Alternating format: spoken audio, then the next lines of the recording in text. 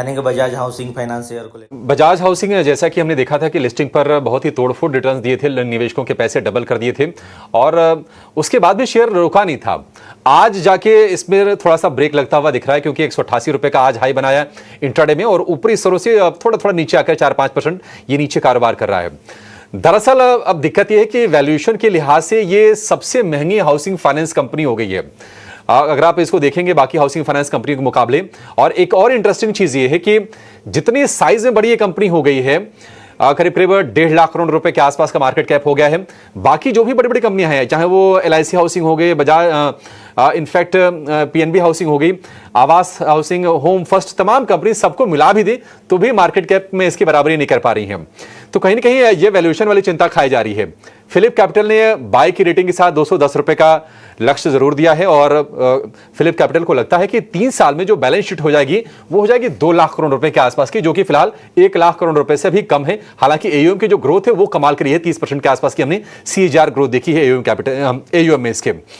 लेकिन अगर हम वैल्यूएशन की बात करें तो प्राइस टू बुक वैल्यू के लिहाज से बजाज हाउसिंग 9.8 टाइम्स पे ट्रेड कर रहा है। LIC हाउसिंग का वैल्यूएशन बहुत रीजनेबल है 1.2, PNB हाउसिंग का भी रीजनेबल है 1.8 और सस्ते वैल्यूएशन से आधार हाउसिंग के, आवास फाइनेंशियर्स के और कैनफिन होम्स के।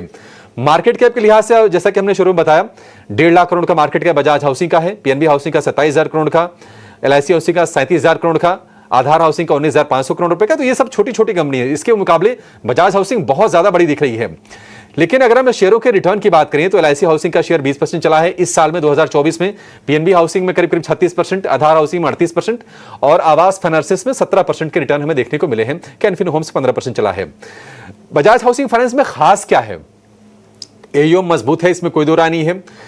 एसेट क्वालिटी की बात करें वो बहुत ही शानदार है। ये 2 पैरामीटर को देख ही लोग ग्रोथ को लेकर आशान्वित हैं।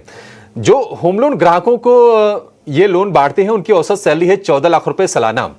कंपनी टॉपअप होम लोन की सुविधा भी देती है तो एक ग्रोथ का एरिया वहां से खुल जाता है। 40% जो होम लोन है वो अपने जो पेरेंट कंपनी है बजाज फाइनेंस उसके ग्राहकों को ही बांटती है और 90% लोन सैलरीड कस्टमर्स को देती है। तो इससे होता क्या कि रिटर्न रेशियो बेहतर हो जाते हैं और कंपनी की कॉस्ट थोड़ी सी घट जाती है। अगर हम टॉप 3 दिग्गजों की अगर हम तुलना करें तो बजाज हाउसिंग का जो नेट NPA रेशियो है वो है 0.1%, LIC हाउसिंग का 1.68%, PNB हाउसिंग का 0.92 है और नेट इंटरेस्ट मार्जिन की बात करें तो 4% है बजाज हाउसिंग का, LIC हाउसिंग और PNB हाउसिंग का उससे कम है, 2.25% और 3.5% के आंकड़े बैठते हैं। तो फंडामेंटली तो एज सच अभी कोई दिक्कत नहीं रही, लेकिन अब वैल्यूएशन बहुत ज्यादा स्ट्रेच हो गए हैं और बहुत सारे ऐसे एक्सपर्ट्स हैं जो इस चीज को हाईलाइट कर रहे हैं। एक व्यू ले लेते हैं हिमांग जी से। हिमांग जी हमारे साथ बने हुए हैं। हिमांग सर, बजाज हाउसिंग में भी आपको भी लगता है कि अब वैल्यूएशंस को चेज नहीं करनी चाहिए और जिनके पास शेयर हो थोड़ी थोड़ी प्रॉफिट बुक कर लें तो एक बेहतर स्ट्रेटजी होगी, क्योंकि बाजार तो पैसे बचाने वाली भी जगह है? There are 2 aspects. एक तो ये है कि अगर आप इन्वेस्टर हो और आपको नया पैसा लगाना है और आप टिपिकली एक 2 साल के टाइम फ्रेम के हिसाब से लगाते हो तो मैं जरूर से कहूंगा कि आप इसमें ये लेवल पे पैसा ना लगाए, क्योंकि कुछ अलग ही वैल्यूएशन, अलग ही जोन में स्टॉक चला गया है। तो फंडामेंटली डेफिनेटली मैं अवॉइड करूंगा इसमें पार्टिसिपेशन है, क्योंकि आपके पास बहुत सारे अपॉर्चुनिटीज बैंकिंग सेक्टर में है जहां पे ग्रोथ भी है, वैल्यूएशन भी सस्ती है और लिक्विडिटी भी ज्यादा है। तो जरूर से आप ICICI बैंक या SBI, एक्सिस बैंक, ये सब काउंटर्स में आप निवेश कर सकते हैं। रही बात ट्रेडर्स की, तो हर एक बंदा जो मार्केट में है वो इन्वेस्टर तो नहीं है, और जब एक नया लिस्टिंग होता है उसके अंदर जो एक एक्साइटमेंट होती है, उसके अंदर जो एक बड़ा मूव होता है, 10, 20, 25% का मूव होता है, तो उसमें पार्टिसिपेशन के लिए मैं समझता हूँ कि बजाज हाउसिंग फाइनेंस एक बढ़िया कंपनी है। उसमें 2 दिन लगातार एक बड़ा मूव आया, उसके बाद आज पहली बार हम एक छोटा सा करेक्शन देख रहे हैं।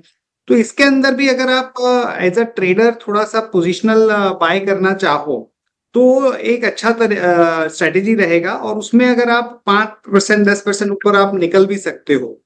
तो ट्रेडर के हिसाब से मुझे लगता है कि एक अच्छा ये ट्रेड हो सकता है। नीचे में 155 तक का आप जगह रख के उसमें पार्टिसिपेशन कर सकते हैं।